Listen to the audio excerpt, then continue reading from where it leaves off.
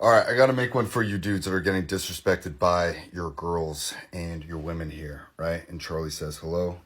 Hello, buddy. But check it out. I got off a client call last night. Guys out of Golden, Colorado, one of my favorite places in the world. And his question is that he's been in a relationship for about 4 months. And his girl, who is 22, maybe 23, I think he's about 24, 25, she's disrespecting him a lot, okay? And I've read a lot about this and I've experienced it myself. And what I'll tell you is that people in relationships, especially still in that honeymoon phase, after that honeymoon phase, women and men both do this, but they shit test you. They test you to see what you're really made of. They kind of push your buttons to see who you are, right? To try and get you to see if you're emotionally reactive, if you're going to become unhinged. Because we, as people, want to see if we can rely on one another. We want to be able to see how far someone can be pushed. That way we know and can expect and understand when someone is willing to protect and provide for us, how far they're willing to go. Can we knock them off their tuffet? Can other people knock them off their tuffet? The caveat to this shit testing being is that people will often push each other to the brink, to the point where you can start to lose attraction for one another, right? To the point where you say, hey, this person isn't who I thought they were. They're kind of becoming a little bit of a beta, or this girl really isn't as attractive as I thought because she has a lot of unattractive qualities that I really don't like. And in this case, the guy was like, I really like this chick, but she's disrespecting me a lot and I don't know what to do. So once again, we had the boundaries, the protocols, and the non-negotiables conversation where I walked him through what those are, and I had him define those. And I said, what are some boundaries? What are some things that you can set in order to stop or prevent this kind of shit testing from occurring more often, okay?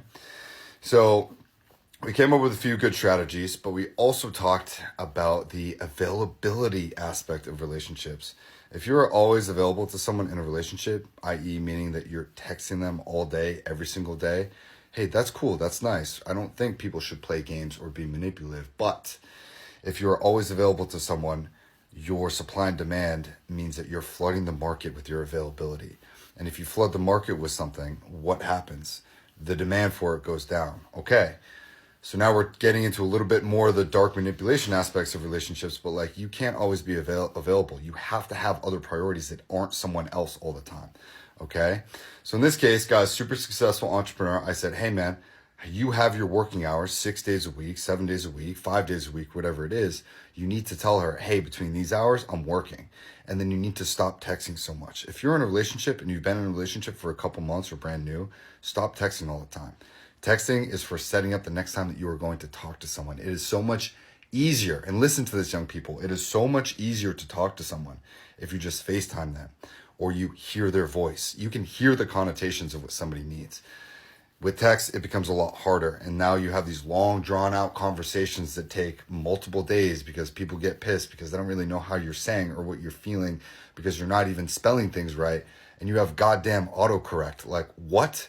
Just pick up the phone, FaceTime someone, and call them. Stop texting everybody, okay? Texting should go away. I think texting is for the birds, right? Like, texting needs to go away. If you want something, call somebody. Talk to them. Talk to their face. You can read their body language. You can hear their voice. And then you can get conversations done at a regular pace instead of drawing them out over text, all right? So stop being so available.